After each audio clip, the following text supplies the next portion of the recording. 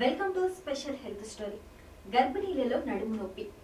మహిళ గర్భం దాల్చిన 2వ నెల నుండి కడుపులోని పిండం మార్పు చెందుతూ ఉంటుంది. దాంతో తల్లిలో శారీరక అసమతుల్యత మొదలవుతుంది.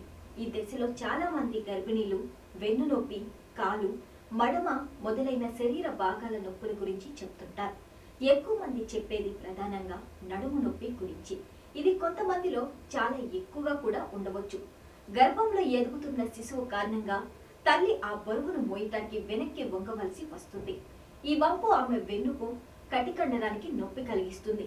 కటి నొప్పి అంటే నడుము కండరాలకు సంబంధించే నొప్పి. ఇది గర్భవతికి చివరి దశలలో ఎక్కువగా ఉంటుంది. శిశువు కటి ప్రదేశంలోకి పడటం వలన అక్కడి కండరాలకు ఒత్తిడి పెరుగుతుంది. కడుపులో ఉన్న బిడ్డ బరువు, తల్లి బరువు శరీరం మీద ఒత్తిడి పెంచి నడుము నొప్పికి దారితీస్తాయి. ఈ నొప్పి రాకుండా ఎలాంటి ముందస్తు జాగ్రత్తలు తీసుకోవాలి, ఎలాంటి రిస్క్ ఉంటుంది, నివారణ మార్గాలేంటి అనేవి ఇప్పుడు వివరంగా తెలుసుకుందాం. మహిళ గర్భవతి కాగానే శారీరకంగా, మానసికంగా అనేక మార్పులు వస్తాయి. గర్భిణి ఆరోగ్యం ప్రభావం గర్భస్థ శిశువు మీద కూడా ఉంటుంది. గర్భవతికి తన ఆరోగ్యం, అలవాట్లు, ఆహారం పట్ల సరైన అవగాహన ఉండాలి. గర్భం ధరించిన సమయంలో ఆరోగ్యం గురించి తాను ఏ పద్ధతులు పాటించాలన్నది కాబోయే మాతృమూర్తికి తెలుసుకోవటం అవసరం. గర్భధారణ వలన 10 నుంచి 12 కిలోల బరువు పెరగటం సహజం. గర్భసంచి వలన, శిశువు వలన ఈ బరువు తప్పనిసరి అవుతుంది. ఈ బరువునంతా భరించాల్సింది వెన్నుముక. దాని వలన వెన్ను దిగువ భాగం మీద ఒత్తిడి పెరుగుతుంది. గర్భధారణ వలన ఆకృతి మారుతుంది.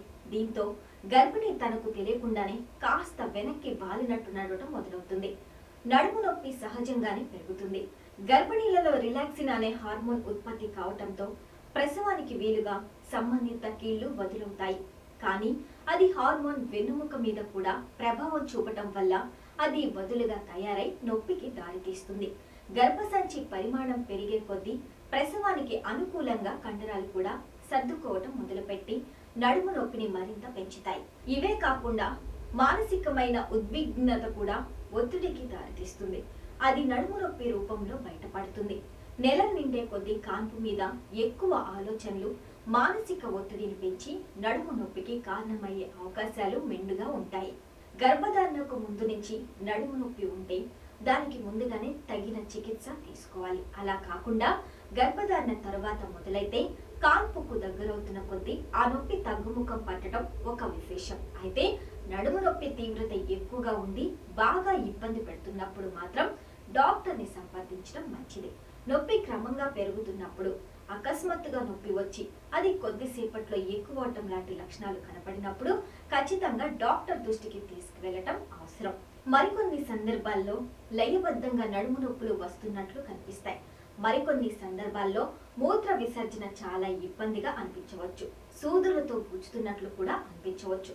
కొన్ని అరుదైన సందర్భాల్లో గర్భధారణకు సంబంధించి ఇతర సమస్యల కారణంగా కూడా నడుము నొప్పి రావచ్చు. అందులో ప్రధానమైనది ఆస్టియోపోరోసిస్ అని పిలిచే ఎముకల క్షీణత సమస్య. అందుకే ఇలాంటి సమస్యలకు చికిత్స అవసరం.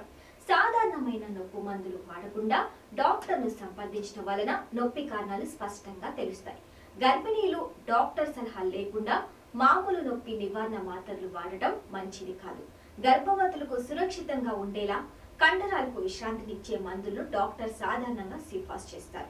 అదే సమయంలో కూర్చునే విధానం, పడుకునే విధానం, పద్ధతి గురించి కూడా సలహాలు ఇస్తారు. నడుము నొప్పితో బాధపడుతున్న గర్భిణీలు తమ జీవన శైలిలో కొద్దిపాటి మార్పులు చేసుకోవటం ద్వారా ఈ సమస్యను అధిగమించడానికి అవకాశం ఉంది.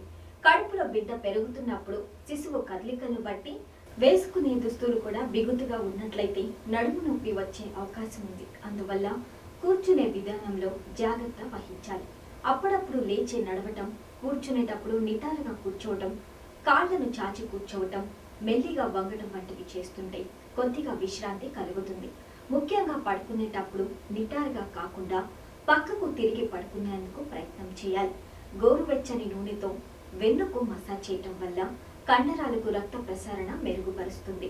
కాన్పుకు దగ్గరయ్యే కొద్దీ వ్యాయామాలు మానేసి వాటికి బదులుగా కండరాల విశ్రాంతి కోసం మసాజ్ను ఆశ్రయించవచ్చు.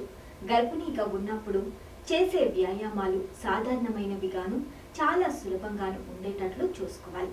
ఉదయం వేళ వికారం, అలసట రాకుండా 3వ నెల గర్భవతి నడకను వ్యాయామంగా ఎంచుకోవాలి. గర్భవతులకు ఈత చాలా మంచి వ్యాయామం. ఇది 3వ నెలలో మొదలుపెట్టి గర్భవతి దశ చివరి దాకా చేయవచ్చు. గర్భిణీలు బిగుతైన దుస్తులు కాకుండా సౌకర్యవంతమైన దుస్తులు ధరించడం వల్ల కండరాలు బలహీన పడకుండా, నడుము నొప్పి రాకుండా సౌకర్యవంతంగా ఉంటుంది. హై హీల్స్ చెప్పులు వాడకూడదు, ఉపయోగించకూడదు. నడుము నొప్పి ఎక్కువగా ఉన్నప్పుడు తక్షణ ఉపశమనానికి వేడి నీళ్లు బ్యాగ్స్ నడుము కింద పెట్టుకోవటం వలన ఉపశమనం కలుగుతుంది. అయితే నడుము నొప్పికి ఏదైనా తీవ్రమైన కారణం ఉన్నప్పుడు మాత్రం డాక్టర్ను సంప్రదించడం మంచిది.